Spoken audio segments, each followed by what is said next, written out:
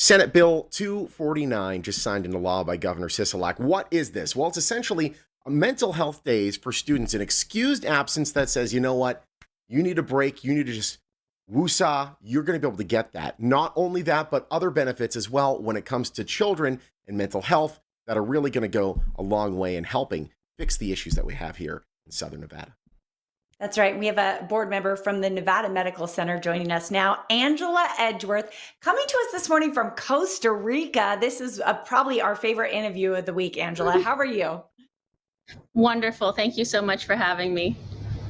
All right. Before we ask you to turn the camera around and show us Costa Rica, let's talk all about Hope Means Nevada, what it means to you and why it is so great for everyone here in Southern Nevada.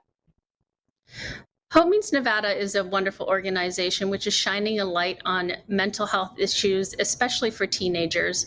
We all know when the pandemic began that everything was turned upside down for these teenagers, and one of the biggest issues was mental health.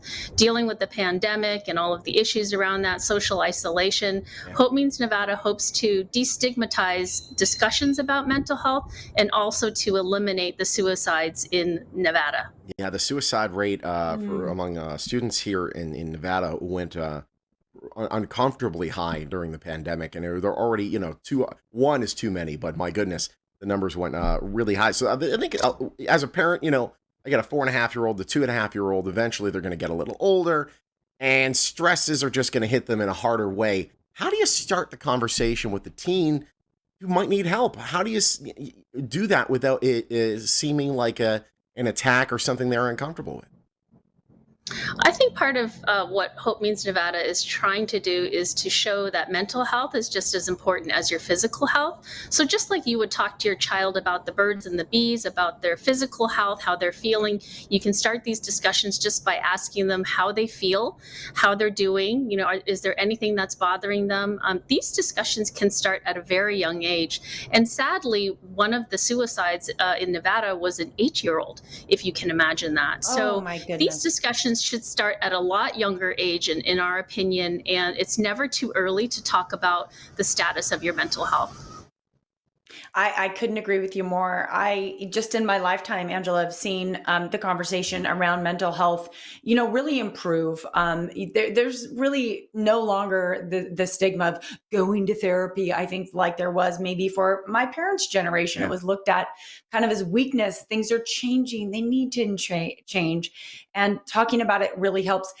Sean mentioned, during the pandemic, things have gotten quite a lot tougher. Please give us an idea of some of the struggles folks have had with mental health during the last 15 months. COVID has really turned the teens world upside down. From the beginning of the pandemic, they were forced to go into isolation. And so all the activities and rites of passages that these kids had, including prom, sports, the social interaction, were all taken away from them. And their only sense of normalcy was to get online and talk to their friends through FaceTime or other social media. So it was a really difficult time for them. And I know both of my kids have struggled and their friends have struggled dealing with just the change that was so drastic from what they were used to, and not knowing when it was going to end, I think was one of the biggest frustrations for them, and feeling that they lost so much of their high school experience, their youth, and all of those rites of passages. Yeah, I knew it was getting bad when there's a girl that lives a couple doors down from me. I've known her since she was 8, and now she's in high school. She's usually complaining about how much she hates school, and she's telling me how much she misses school. I'm like, wow. Now you know. Wow. This is real. If you're struggling with your mental health, how do you get help? If you are a child watching this right now, or a grown adult, how do you reach out and say, you know what, I'm not right. I need to fix this. I think this is a collective effort, and one of our hashtags is Ask5. So ask 5 of your friends how they're truly doing, and try to get beyond the surface. How are you doing today? And really see how they're doing mentally.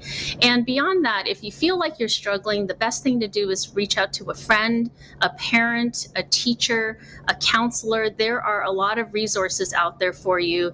And one of the most exciting things that Bill SB 249 is going to allow is these 3 mental health days. And you will have a 1-800 number on the back, a suicide hotline, in case you need help right away. So there are resources out there, and we just need to talk about it a little bit more so that people know and feel comfortable talking about their mental health.